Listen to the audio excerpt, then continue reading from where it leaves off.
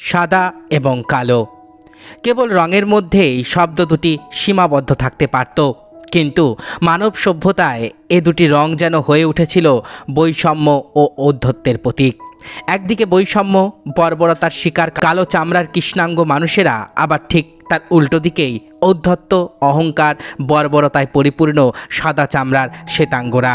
পৃথিবীর ইতিহাসে আফ্রিকান কালো মানুষদের চাইতে সবচেয়ে বেশি বৈষম্যের শিকার বোধহয় আর কেউ হয়নি।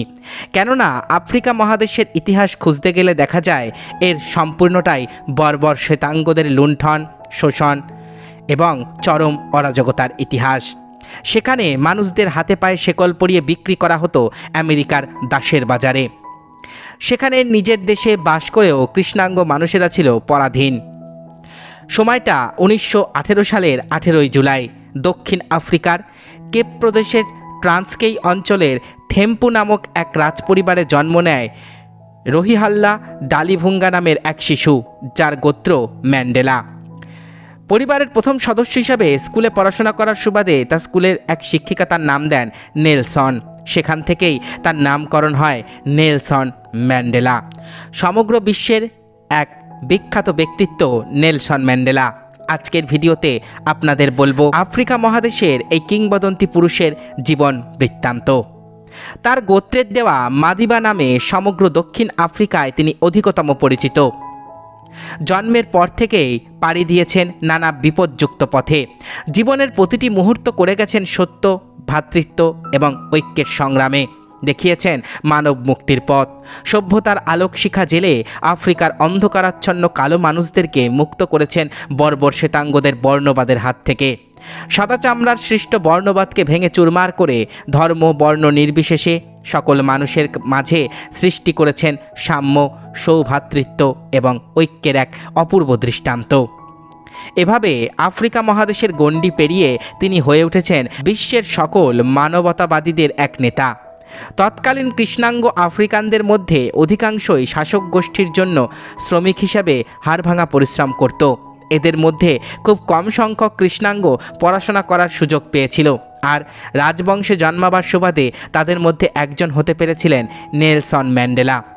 রাজপ্রাসাদের কাছেই এক মিশনারি স্কুলে পড়াশোনায় হাতেখড়ি হয় তার। এরপর আরও দুটি স্কুলে পড়াশোনা শেষে ভর্তি হন ফোর্ট হেয়ার বিশ্ববিদ্যালয়ের আইন বিভাগে। মূলত এই বিশ্ববিদ্যালয়ে ভর্তি হবার পর থেকেই রাজনীতিতে প্রবেশ করেন মাদিবা ওরফে নেলসন ম্যান্ডেলা। 1943-44 সালে ম্যান্ডেলা আফ্রিকান ন্যাশনাল কংগ্রেসে যোগদান করেন। 1912 সালে জন্মানো এই সংগঠনের মূল কাজই ছিল সাম্রাজ্যবাদ ও বর্ণবাদ বিরোধী চেতনা জাগ্রত করে বৈষম্যবাদী আফ্রিকান সরকারের বিরুদ্ধে আন্দোলন গড়ে তোলা। তবে মূলত বর্ণবাদ বিরোধী আন্দোলন গড়ে তোলাই ছিল এই দলটির রাজনৈতিক কর্মসূচি। 1961 সালের আগে পর্যন্ত এনএনসি ছিল গান্ধীবাদী অহিংস আন্দোলনের প্রতীক। নেলসন ম্যান্ডেলা যোগদান করার পর এই সংগঠনে কোনো যুবা সংস্থা না থাকায় তিনি তা গড়ে তোলার উদ্যোগ নেন এবং তার নেতৃত্বে এই যুব সংস্থা সমগ্র দেশময় ছড়িয়ে পড়তে শুরু করে। অর্থাৎ বর্ণবাদ বিরোধী আন্দোলনের মূল বীজটা ম্যান্ডেলার দ্বারাই বপন করা হয়।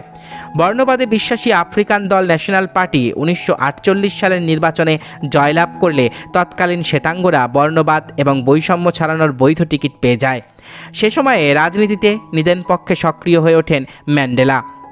1952 সালে এনএনসির ডাকা আন্দোলনে নেতৃত্ব প্রদান করেন তিনি। কৃষ্ণাঙ্গ আফ্রিকানদের পূর্ণ নাগরিকত্ব অর্জনের লক্ষ্যে আন্দোলনের মূল ভিত্তি, যা জনগণের সম্মেলন নামে পরিচিত ছিল।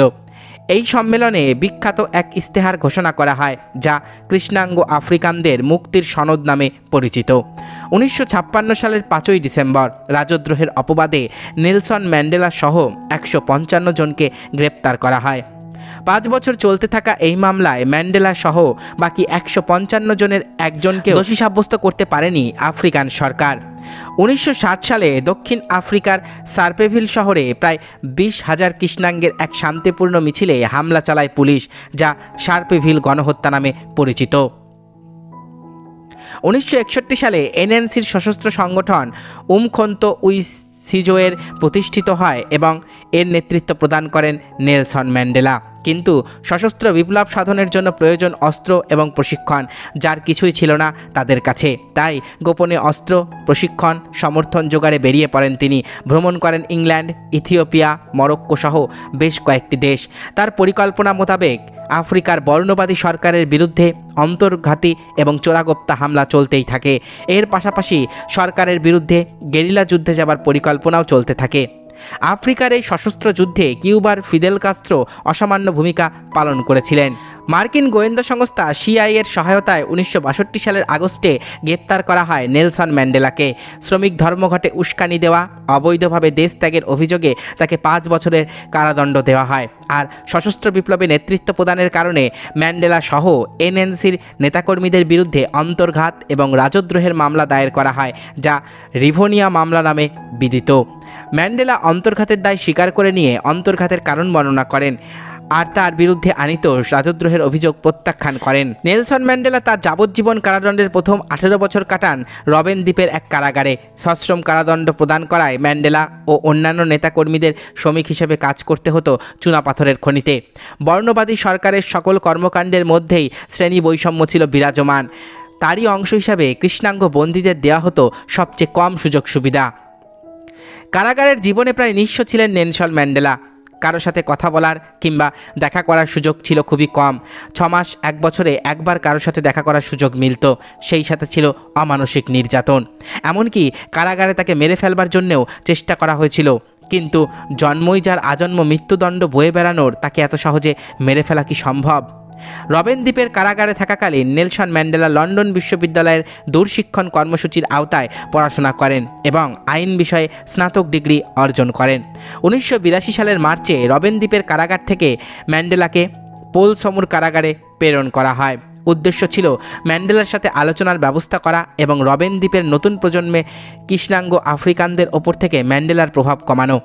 উদ্দেশ্য অনুসারে আলোচনা হয়, কিন্তু যে স্বাধীনতার জন্য এত সাধনা এবং আত্মত্যাগ তা সহজে ধরা দেয় না। আলোচনায় তাকে সশস্ত্র বিপ্লব থেকে সরে আসার শর্তে মুক্তি দেবার প্রস্তাব দেওয়া হয়, কিন্তু কোনো প্রকার সমঝোতায় না গিয়ে সরাসরি প্রস্তাব প্রত্যাখ্যান করেন নেলসন ম্যান্ডেলা। 1989 সালে দক্ষিণ আফ্রিকার রাষ্ট্রপতি বোথা হৃদরোগে আক্রান্ত হয়ে পদত্যাগ করলে তার স্থলাভিষিক্ত হন ফ্রেডেরিক উইলিয়াম ডি ক্লার্ক।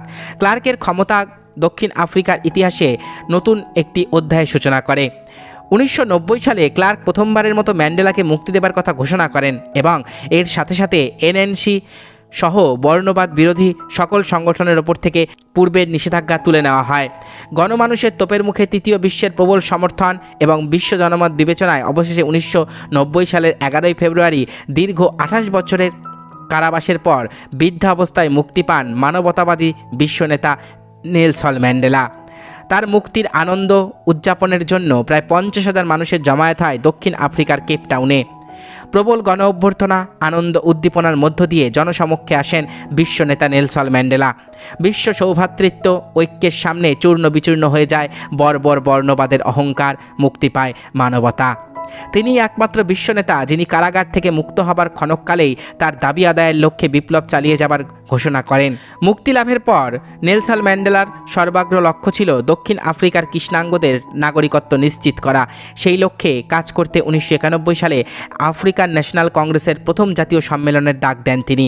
সেখানে তিনি দলটির প্রেসিডেন্ট নির্বাচিত হন। শান্তি আনয়নের লক্ষ্যে আফ্রিকান সরকারের সাথে আলোচনায় বসার সিদ্ধান্ত নেন। 1991 থেকে 1993 সাল পর্যন্ত বেশ কয়েকবার শান্তি আলোচনা অনুষ্ঠিত হয়, কিন্তু আফ্রিকান সরকারের সাথে কোনোভাবেই সমঝোতায় আসা সম্ভব হচ্ছিল না।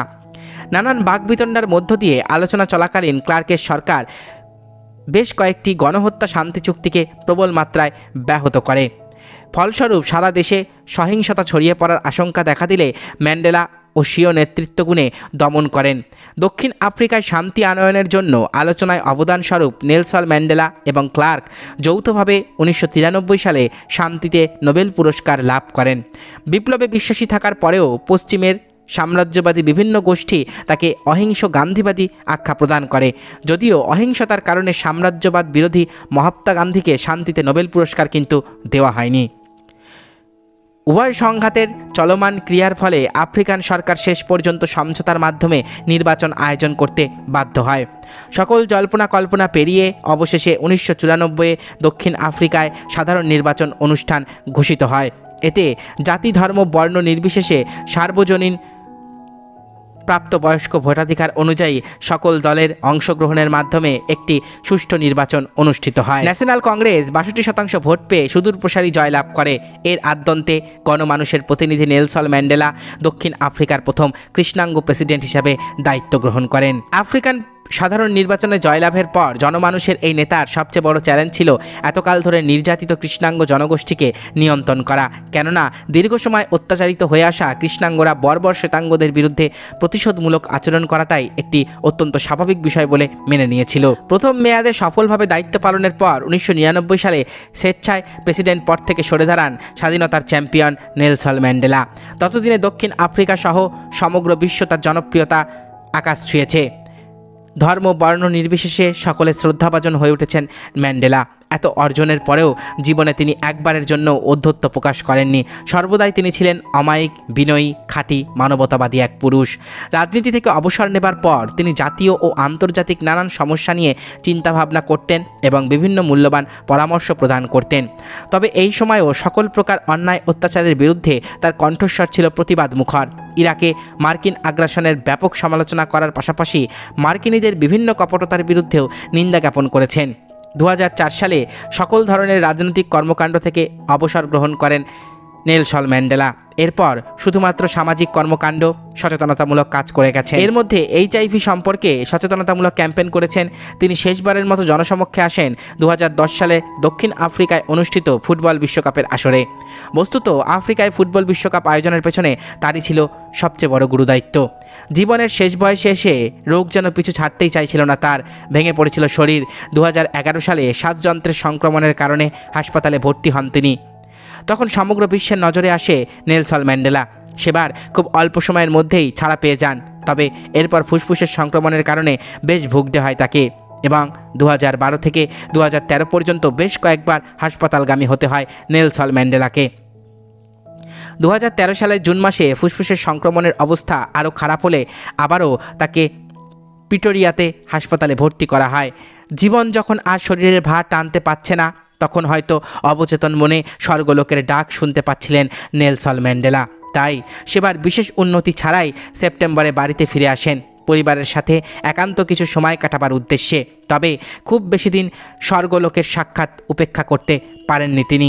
সে বছরেরই 5ই ডিসেম্বর সমগ্র বিশ্বকে কাঁদিয়ে অন্তিম নিদ্রায় শায়িত হন মানব মুক্তির মহান অগ্রদূত নেলসন ম্যান্ডেলা। আর এর মাধ্যমেই গণতন্ত্রের পক্ষে, বর্ণবাদ বিরোধী, মানবাধিকার প্রতিষ্ঠা এবং শান্তির পথে তার 95 বছরের সংগ্রামী জীবন নিঃশেষ হয়ে যায়। কিন্তু নেলসন ম্যান্ডেলা অমর হয়ে আছেন তার কর্মের মধ্য দিয়ে। তার মৃত্যুতে সমগ্র বিশ্ব শোকাভিভূত হয়। সমগ্র দক্ষিণ আফ্রিকায় 10 দিনের জাতীয় শোক পালন করা হয়। 8ই ডিসেম্বর তার জন্য শান্তি কামনা করে সারা দেশে বিশেষ প্রার্থনা করা হয়। 10ই ডিসেম্বর সর্বস্তরের মানুষের জন্য শ্রদ্ধা জ্ঞাপনেরও ব্যবস্থা করা হয়েছিল। সেই সময় পৃথিবীর বিভিন্ন দেশের প্রায় 90 জন প্রতিনিধি তার প্রতি শ্রদ্ধা জ্ঞাপন করতে দক্ষিণ আফ্রিকায় এসেছিলেন। এর মধ্যে ছিলেন মার্কিন president Jimmy Carter, Bill Clinton, George W Bush, Barack Obama, তৎকালীন ব্রিটিশ প্রধানমন্ত্রী ডেভিড ক্যামেরন সহ অনেক গণ্যমান্য ব্যক্তিবর্গ। তার মৃত্যু সম্পর্কে মার্কিন প্রেসিডেন্ট বারাক ওবামা বলেছিলেন, আমরা হারিয়েছি বিশ্বের সবচেয়ে প্রভাবশালী, নির্ভীক, নির্ভেজাল একটি ভালো মানুষকে। জীবদ্দশায় নেলসন ম্যান্ডেলা বলেছিলেন, শিক্ষা সবচেয়ে শক্তিশালী একটা অস্ত্র যা তুমি বিশ্বের পরিবর্তনে ব্যবহার করতে পারো। কোনো কিছু করার আগ পর্যন্ত সব সময় অসম্ভবই মনে হয়। কেউ যদি নিজের লক্ষ্যে স্থির থাকে তবে সে অবশ্যই বিজয়ী হবে। অনেক অবহেলা, অবজ্ঞা পেয়েও শেষ পর্যন্ত মানবতার যুদ্ধে বিজয়ী হয়েছিলেন নেলসন ম্যান্ডেলা। আফ্রিকা মহাদেশের মুক্তিসূর্য, যিনি পথ দেখিয়েছিলেন বর্ণবাদ এবং বিদ্বেষের বিপক্ষে গোটা পৃথিবীকে।